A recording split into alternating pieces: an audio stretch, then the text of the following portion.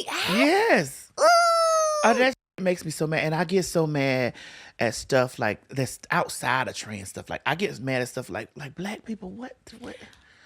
We, I love us, but I wish we loved Us.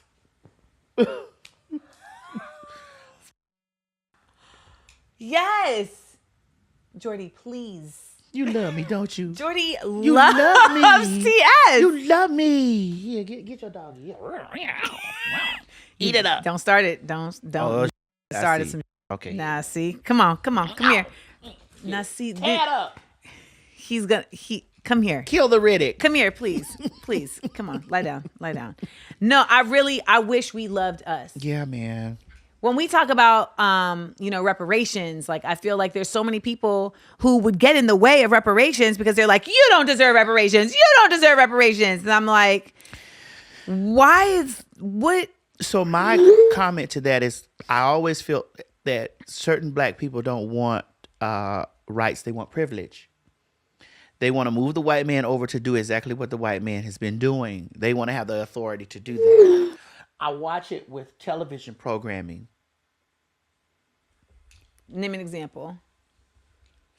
Well, there's lots of television programming out right now. And I love that a lot of things are black owned and black operated, but also we have to deprogram black people from. How do I like when I tell y'all what you know? Because I know what you're talking about. We have to deprogram black people from liking. Okay, it's good that everybody makes $1 million. They don't actually make $1 million. There's that part. They don't.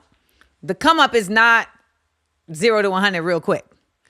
So it's just that they're quantifying fame as collateral. And it's not. You see me doing them. You see me doing the Miss Sophia Rock. I sat in that jail. I sat in that jail. I'm about that rot. Move. You see me, but sister, you also hear me and you feel me. I do feel you because like, that's the real. You have to unprogram. Our souls are sold for cheap, swap meet prices. I'm not gonna be on. I'm sorry. Maybe I won't be on television long all the time. I'm not busting you in the head with no bottle on TV. I did not work for 3 years because it had got so popping. All of the reality TV was the only thing. And these agents was like, if you're not willing to act crazy or be hypersexual, you can't work. Like that was what I was told. Like, you're not going to work. And I was like, but I'm a poet. They're like, don't nobody want no poetry. Take that crap. I mean, it's just, and we're still in it. I mean, I told Mona Scott to her face, you're a villain. I told her to her face, you're a villain. What about Zeus Network? I don't even know about Zeus Network. What's happening at Zeus Network? I mean, the Krayshawn and the blue face. Yeah, the crew face. I mean, listen, I give them, I respect and I respect and I give them their props for being black owned, black operated. But there has to be, and I watched the interview with the CEO. Is it Lemmy? Okay. I watched the interview with him he did on Fox Soul, and he was saying that he has created content that black people don't pay attention to. Like he said, they don't like. And I'm like, well, you got to force it. So that's the part. I really feel like it's a cop out when we say like, this is the content that like black people don't. So I'm an example, right? Like I'm not going to make that.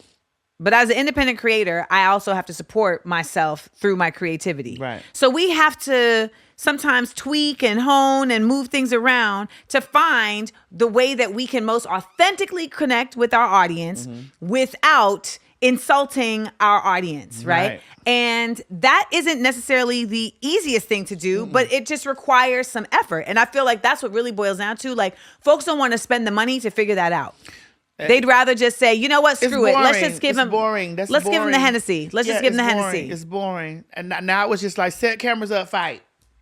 That's easier. And they will tell themselves, well, that's what they want. We're just giving them what they want. Well, that's the same argument that drug dealers make, right? I mean, they gonna do it from somebody else. They gonna smoke it from somebody else. Well, if none of y'all was here They wouldn't, because they wouldn't even have the option. Right. So again, I personally, feel like that certain black people, they don't want rights, they want privilege. Because if you can sit in that seat and you can be the puppeteer, that's great. You don't want to be puppeted.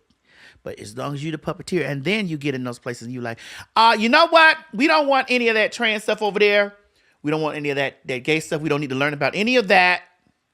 We don't need any of that. They history too.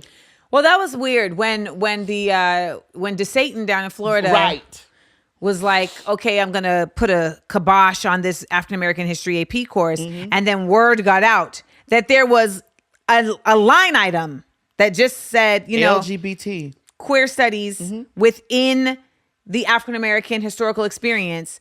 That was enough for so many black people to be like, oh, well, then he got to cut it out. You're right. He was right.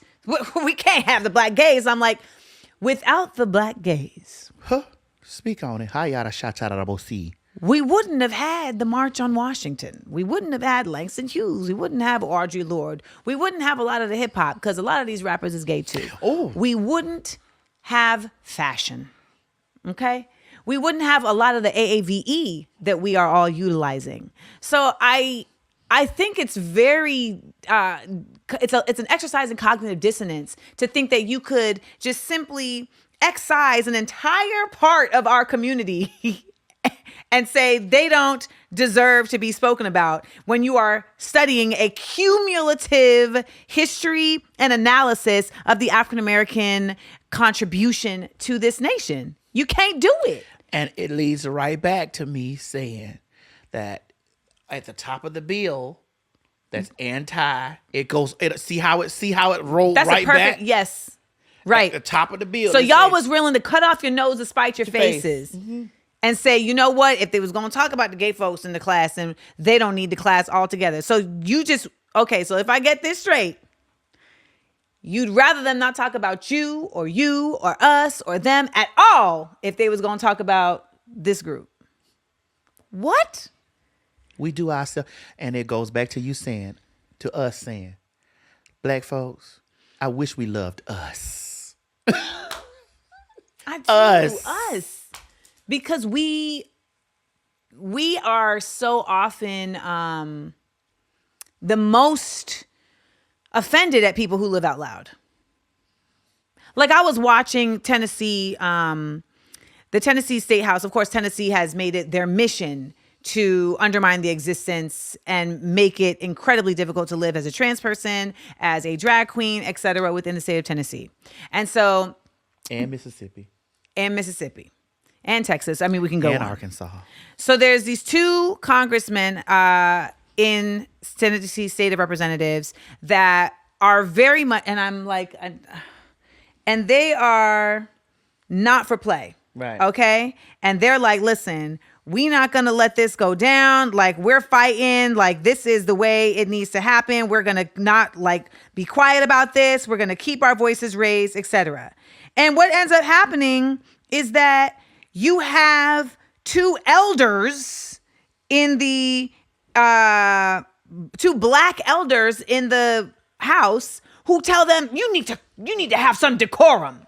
Y'all need to be quiet. Y'all are doing too much. And I'm like, when are we gonna actually acknowledge the world that we're actually living in? What is the version of Tennessee that y'all are in where black people need to be quiet? Right. We need to be as loud as possible. And I think when I hear people say things like, we be loud for everybody else, but everybody else don't be loud for us. That's a hard one for me. I don't think that we're loud for everybody else. I think black people in general, particularly in America, have a special connection to injustice, and we just don't with it. And so we're loud about it. But when I look at you, how do you feel like being this person that you are? How do you feel like that has hindered you? How do you feel that has helped you? Well, one, the louder you are, the more of a target. Like you are a target, and you get targeted for things. Like everything that I say, sometimes I'm just expressing myself on my page. Yes. Right. In In my your space, space. in my space, and they'll take my stuff and then they will sensationalize it. You know, the Shade Room does that to me a lot. I had to ask the Shade Room to stop posting me. I mean, I say ask, but it was a demand.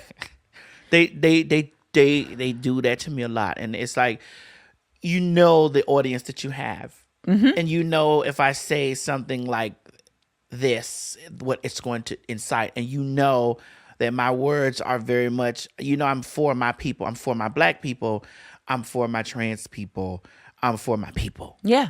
And you know that this stuff is sensitive. Yes. You don't post anything, any movie I'm in, any show, any play, you don't post any of that. So Ma'am. you have these people thinking that I'm looking for clout. Yes. Like this is all you've invested your time in, Yeah. is waiting for you to say something that Shade Room will pick up. Right. When you don't post any of the things that I'm actually doing in the world. There are people that think I am an Instagram video maker. Girl.